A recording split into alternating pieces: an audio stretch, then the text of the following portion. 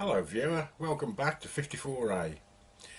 I'm going to have a go at a Indian blanket segmented design. I've had a couple of attempts at this and not very good. I'm not being accurate enough, and for this you've got to be so accurate it's unbelievable. It's a bit of a fiddle to do, but I watched Gord Rock's video on making this, and if I can get one half as good as what he's done, I shall be very pleased with it.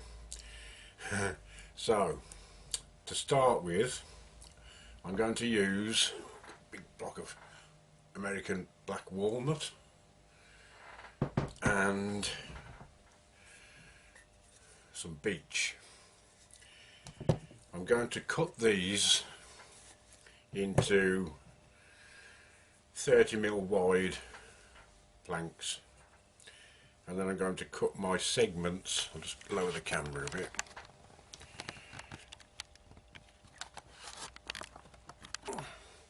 Here we go. Right, cut these into 30mm wide, and then I'm going to cut a segment at 30 degrees approximately, like so, zigzag it all the way up so I get the maximum amount of segments out of each block. I've got 4 of these, so it should be enough. Now you don't have to do it at 30 degrees, you can do it 25, 31, 32, that's not important, because the segments will actually be standing on their end when the whole thing's assembled. It's the thickness that you need, so I'm going to cut them 30mm, be on the safe side. That'll allow for any sanding and planing I've got to do. So there's a lot of sawing to do, a lot of segmenting to do. I want 20 segments of each colour, and then I want some smaller pieces like that to sort of infill, and I'll want 40 of each of those. This will help make the pattern up. So I'm going to get on with the sawing and segment cutting, which will take me quite a while. I'm sure you don't want to be bored watching all that. So once I've got a few piles of segments ready to assemble, I'll get back to you then. Well, that's all the wedges cut. Now then, I've got the beech on this side and the infills. I've done 20 wedges, 40 infills, and the same on this side, 20 walnut wedges, 40 infills. I've taken 4 of these wedges and cut them in half. These are for the end pieces. Now these wedges, you might notice, are wider than this one. This is because this is where they'll be cut to eventually get your angle.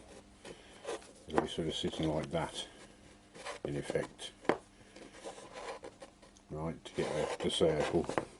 So that one's going to have to be cut down the centre to make the angle. That's why I've made it a bit wider. The next step is get one of the end pieces and clamp it really tight. This is the pattern you're aiming for. Now you've got to just make sure you get everything in the right order. So you've got your end piece, and then take a light piece of wood, the thin wedge, glue that in. And the dark piece, excuse me, dark piece, glue that in. Then you want a light wedge. Now, what Gord Rock does, he leaves that just set back a bit. And the reason for that, you then put your dark, your light, and then clamp another wedge. I'll just set the camera on its tripod, it's easier for me. Okay, so you've glued all these, you've got this little wedge, this light coloured wedge sticking out. So what you do is, you put a clamp on the dark one, not solid tight, just to give it some resistance.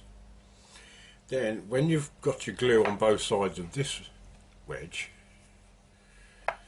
you clamp that in, and as you clamp it, it'll force its way in, and you'll have a perfectly tight joint. Don't know if I've got a spare clamp at the moment, I'll try and find one. A bit clogged up with clamps now, but once you've got all the glue on, put this clamp on the light coloured one and force it in. It'll slide in and make a really nice tight joint then. I can't do it at the moment because I haven't got the glue on, so nothing slides very easily when it's dry, so, but that's the idea anyway. Once that's set, well, as long as you leave your end clamp on, you can move along to the next one. You want it 5 in total, and 4 strips of 5. Put your end block on each one, take that off just to show you, and you just continue doing that until you've got a nice row of 5. Let it dry and Bob's your uncle. One thing you do need is a nice straight edge to work on, so everything can be clamped and set up against this. I've just got a piece of MDF and put it on my workbench and screwed this inch square back to it so I can work off that. Another little tip before I start gluing, get some duct tape or cling film, anything like that. If you put it on the board and on the back, stops everything sticking to your board. It's easy to get the segments off afterwards, so I shall do that before I start gluing. I recommend you go to Gord Rock's channel to see a professional doing this. It's absolutely superb what he does.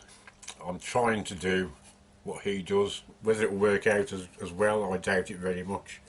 But I shall put a link to his channel below, and go and have a look. And he does some amazing stuff, fantastic stuff. So I'm going to get on with this now, do my tape and start gluing, and 4 strips, and I'll see you later when that's all done.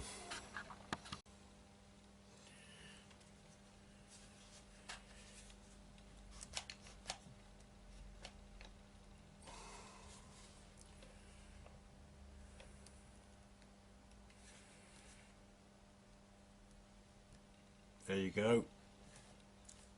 I don't know if you noticed, it really just moved a fraction and it squeezed that light coloured wedge in nice and tight.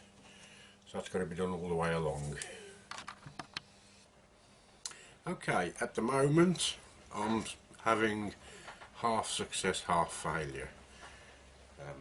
I have got 2 of the strips now glued together very nicely, and I've sanded them down so they're approximately the same size, and they go together like so. Fine. The other 2, however, I've had to do a repair on. As you can see, this one decided to promptly just split in half when I was sanding it, and this one, the end section came off. So I've had to re-glue them. Now this is a problem that even Gord Rock had, but I think he got to the next stage before he started falling apart. It's a really fiddly process, so I've got to leave these 2 now till tomorrow and let them set rock hard. But I shall get on with the other 2, which involves now splitting it into 4 strips. Now I haven't got a fine enough blade for my table saw, so I'm going to attempt to do it on the bandsaw. I think I've put a nice wide, 1/2 inch wide blade in to keep things pretty straight, so I'm going to attempt that next. So I'll see you later on. Well, so far I've managed to cut 1 strip into 4 pieces, but in actual fact it's in about 12 pieces because the problems have already started. Now this piece, it's all broke. Same with the next one, the next one, the next one. They've all, there isn't a complete strip. I'm not too worried about it, at least I've got all the bits. Because what you've got to do next is take each piece, that should be that way around actually. You take each piece, I'll do it with the long pieces so you can see what I'm doing, and you flip it over, and you get the next piece and you flip that over, and the next piece, which is a bit shorter, flip that over. See if I can get that one as well, just to give you some idea of the pattern. Then the last piece, flip that over. Then you end up with your design. Now you can see it taking shape, the actual pattern that I want. So all these pieces can be glued back together again, very gently, in the right order, and it shouldn't be too bad. That should go there, that should go there. There's a lot of, it's like a jigsaw puzzle. As long as I can get them all glued back together again, I'm not too worried. It's just a bit of a fiddle having all these little extra bits, but at least say everything's there.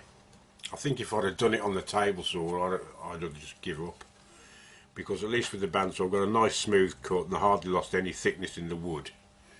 With the table saw I'd have lost about 3 mil at least, just with the width of the blade, so I'd have lost 9 mil. As this is, I've only lost like 3 mil. So I'm going to get on with this one. This is about the 4th day actually. It's going to take at least another 4 days because I want to make sure everything is absolutely glued up perfectly. But that doesn't matter. This is one of those jobs you can do while you're waiting for something else, or vice versa. So I'm not giving up yet. Just got a lot more gluing to do, and I'll see you later, much later. Just a quick word, get these 2 bits. Before you start gluing everything together, sand the surfaces, because you want to get rid of all the saw marks which will create gaps. And you will need no gaps whatsoever in these. It's got to be so. Just make sure you sand each surface. I know it takes time, but if you're mad enough to attempt one of these things, you know, you may as well get the whole hog and try and do it as right as you can. Next stage, I've actually got one glued together here, but as you're gluing it together you need another strip of walnut, or I'm going for the dark. You can put a light edge on, it doesn't really matter, it's your own preference. Anyway, the width of the piece you've made, that on there, and glue that to that, and only put it on the one edge because you're going to double it up anyway. It's going to be twice the thickness. I'll show you with one that I haven't split yet. So that's going to be the effect. So you want a piece on that side and a piece on that side. So don't be tempted to put it on both sides, and make sure you get it on the right side for every piece you do, otherwise it's going to look a bit odd. But this is where the whole thing starts to get its strength back. Once you've done all the flipping over, you see there's no joint lines up with the next joint now. They're all staggered, so it starts to get strong again after all the very delicate pieces I've had to put back together again. And by putting this strip on as well, that'll hold everything in place. I've done it very, very slightly longer just to be on the safe side. I can trim that off at a later date, that's no problem. So that's the next stage, glue all that together and do the same for the next 3 strips. Okay, I've got one of the blocks done, the other one is still clamped up, gluing up. This is what you should end up with. Right, that's the wedges. Now what I've done is cut some little infills of cherry.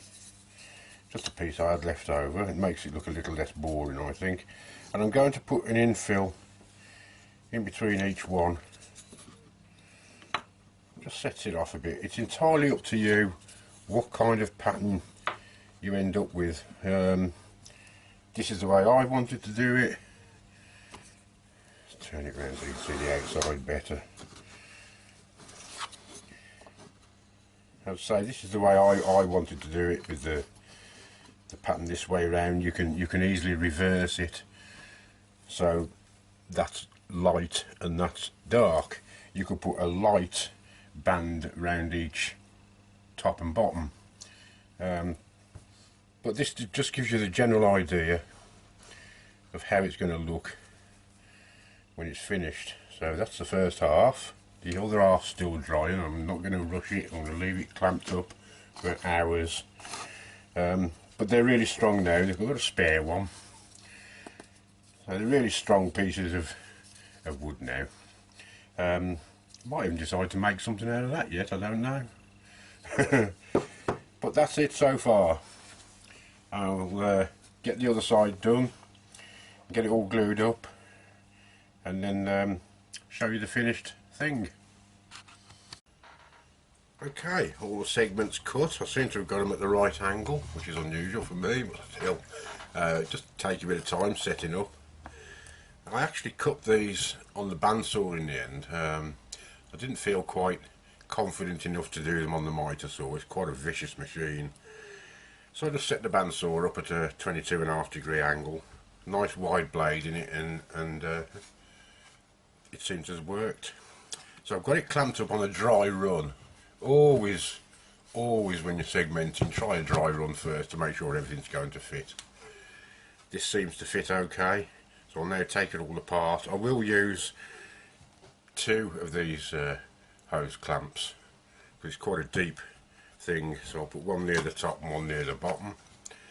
Glue it all up and then decide what to do with it, what kind of base to put on it, etc. I haven't even thought of that yet, but the main object of this video was to actually make this ring. So there you go. I'll get it all glued up and see you later. Well, that's just about it. I've sanded the little bit extra bits off the top, and I'm left with a nice chunky thickness, which will give me plenty of scope to turn it down, maybe even sort of bow it out very slightly. I haven't decided what to do yet, but this is the basic ring finished. In the next video I shall be finishing it off, putting the base on it, and that I haven't decided exactly how it's going to turn out yet, so I've got to work all that out. But on the whole, I'm pretty pleased with this. It took a heck of a lot of work, but there it is. It'll look a lot better when it's finished. It's still in a very rough state, but that's about it.